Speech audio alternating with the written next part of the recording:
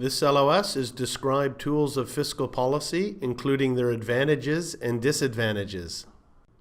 Fiscal policy tools include transfer payments, such as welfare and Social Security, current government spending on goods and services, and capital expenditures, for example, spending on infrastructure.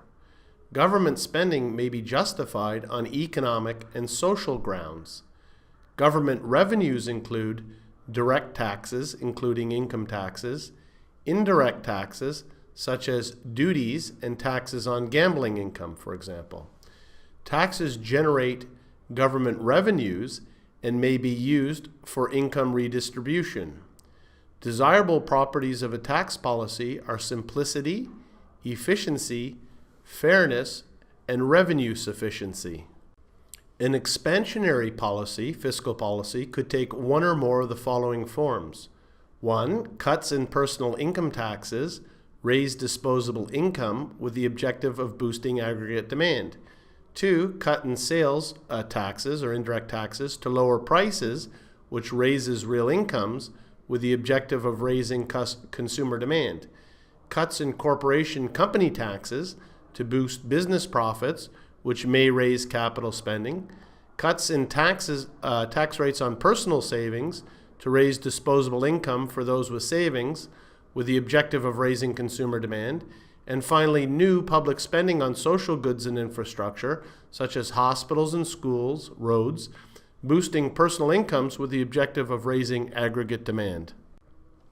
In very general terms, economists are often divided into two camps regarding the workings of fiscal policy. Keynesians believe that fiscal policy can have powerful effects on aggregate demand, output, and employment when there is substantial spare capacity in an economy. Monetarists believe that fiscal changes only have a temporary effect on aggregate demand, and that monetary policy is a more effective tool for restraining or boosting inflationary pressures. Monetarists tend not to advocate using monetary policy for counter-cyclical adjustments of aggregate demand, okay? This intellectual division will naturally be reflected in economists' divergent views on the efficacy of the large fiscal expansions observed in many countries following the credit crisis of 2008, along with differing views on the possible impact of quantitative easing. Now look at the advantages and disadvantages of fiscal policy tools. First, the advantages: indirect taxes can be adjusted quickly. Social policies can be affected quickly using excise taxes, for example, tax on tobacco or alcohol. Some disadvantages of fiscal policy tools: first, direct taxes are difficult to change because of their complexity. You can imagine changing corporate taxes or personal income taxes. It's quite complex. And capital spending takes planning and time to implement, which makes it a slow-acting and possibly ill-timed tool. So we'll finish this LOS with one quick practice question.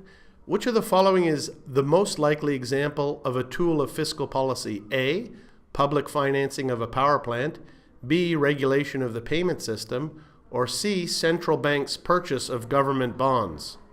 Well, it's nice to end on an easy one. That should have been easy. The most likely example of fiscal policy is public financing of a power plant. Okay, that's a capital investment project.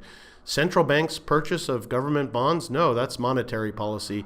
And regulation of the payment system? No, again, something maybe by the central bank or overlooking the banking system. So A is correct. Public financing of a power plant could be described as a fiscal policy tool to stimulate investment. And that's the last slide for this LOS. Thank you.